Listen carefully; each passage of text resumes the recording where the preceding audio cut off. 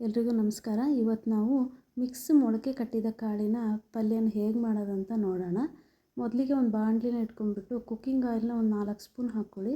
ಒಂದು ಸ್ವಲ್ಪ ಕರಿಬೇವಿನ ಸೊಪ್ಪು, ಒಂದು ದೊಡ್ಡ ಈರುಳ್ಳಿನ ಸಣ್ಣ ಹೆಚ್ಚಿಕೊಳ್ಳಿ. ಆ ಈರುಳ್ಳಿನ ಇದಕ್ಕೆ ಹಾಕ್ಕೊಬೇಕು. ಒಂದು ಟೊಮೆಟೊವನ್ನು ಸಣ್ಣಗೆ ಹೆಚ್ಚಿ ಹಾಕ್ಕೊಂಡು ಚೆನ್ನಾಗಿ ಮಿಕ್ಸ್ ಮಾಡ್ಕೊಳ್ಳಿ. ಟೊಮೆಟೊ ಈರುಳ್ಳಿ ಎಲ್ಲ ಸ್ವಲ್ಪ ಚೆನ್ನಾಗಿ ಬತ್ತಬೇಕಾಗತ್ತೆ. ಬತ್ತಿದ ತಕ್ಷಣ ನಾವು ನೆನೆಸಿ ಮೊಳಕೆ ಬರಿಸಿದಂಥ ಕಾಳುಗಳನ್ನ ಇದಕ್ಕೆ ಹಾಕ್ತಾಯಿದ್ದೀನಿ. ನೋಡ್ಕೊಳ್ಳಿ ಫ್ರೆಂಡ್ಸ್, ನಿಮಗೆ ಯಾವ ರೀತಿಯ ಕಾಳು ಬೇಕಾಗುತ್ತೆ ಆ ರೀತಿಯ ಕಾಳುಗಳನ್ನು ನೀವು ನೆನೆಸಿ ಮೊಳಕೆ ಬರೆಸ್ಕೊಂಡು ಹಾಕ್ಕೊಳ್ಳಿ. ನಾನಿಲ್ಲಿ ಹೆಸರು ಕಾಳು, ಕಡಲೆಕಾಳು, ಅಲಸಂದಿ ಕಾಳು, ಬೀನ್ಸಿನ ಕಾಳು ಮತ್ತು ಹುರುಳಿಕಾಳನ್ನು ನೆನೆಸಿ ಮೊಳಕೆ ಬರೆಸ್ಕೊಂಡಿದ್ದೆ.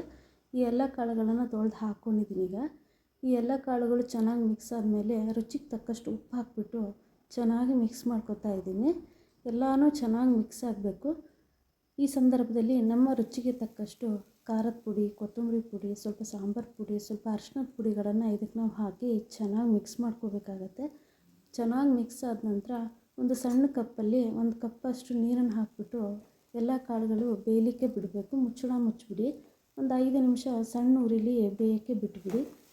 ನೋಡಿ ಫ್ರೆಂಡ್ಸ್, ನಿಮಗೆ ಮಿಕ್ಸ್ ಕಾಳುಗಳು ಬೇಡ, ಒಂದೇ ರೀತಿಯ ಕಾಳುಗಳನ್ನ ಮಾಡ್ತೀವಿ ಅಂತಂದರೆ ಒಂದೇ ರೀತಿ ಯಾವುದಾದ್ರೂ ಕಾಳನ್ನು ನೀವು ನೆನೆಸಿ ಮೊಳಕೆ ಬರೆಸ್ಕೊಂಡು ಆ ಕಾಳುಗಳನ್ನ ಮಾಡ್ಕೊಳ್ಳಿ.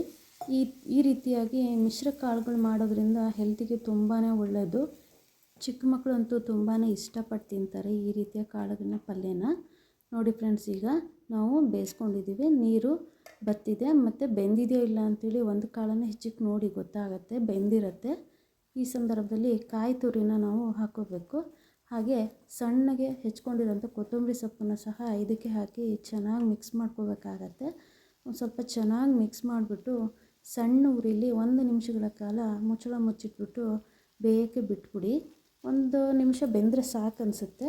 ಫ್ರೆಂಡ್ಸ್, ನನ್ನ ಚಾನಲ್ನ ಎಲ್ಲರೂ ನೋಡಿ, ಲೈಕ್ ಮಾಡಿ, ಸಬ್ಸ್ಕ್ರೈಬ್ ಮಾಡಿ. ಈ ರೀತಿಯ ಪಲ್ಯ ಊಟಕ್ಕೆ ನೆಂಚ್ಕೊಳ್ಳೋಕ್ಕೆ ತುಂಬಾ ಚೆನ್ನಾಗಿರುತ್ತೆ. ಹಾಗೆ ರೊಟ್ಟಿ ಚಪಾತಿಗೆಲ್ಲ ಚೆನ್ನಾಗಿರುತ್ತೆ. ಹಾಗೆ ಬರೀ ಬಾಯಲ್ಲಿ ಕೂಡ ತಿನ್ನೋಕ್ಕೆ ತುಂಬಾ ಚೆನ್ನಾಗಿರುತ್ತೆ. ಮಕ್ಕಳಂತೂ ತುಂಬಾ ಇಷ್ಟಪಟ್ಟು ತಿಂತಾರೆ. ಒಂದು ಸರಿ ಮನೇಲಿ ಮಾಡಿ ನೋಡಿ ಫ್ರೆಂಡ್ಸ್, ಹೇಗಿದೆ ಅಂತ ಹೇಳ್ಬಿಟ್ಟು ಕಮೆಂಟ್ ಮಾಡಿ ತಿಳಿಸಿ ಫ್ರೆಂಡ್ಸ್.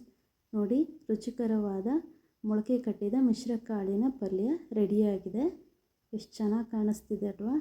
ತಿನ್ನೋಕ್ಕೂ ಕೂಡ ತುಂಬಾ ರುಚಿಕರ ಹಾಗೂ ಆರೋಗ್ಯಕರವಾಗಿದೆ. ಎಲ್ರಿಗೂ ಧನ್ಯವಾದ.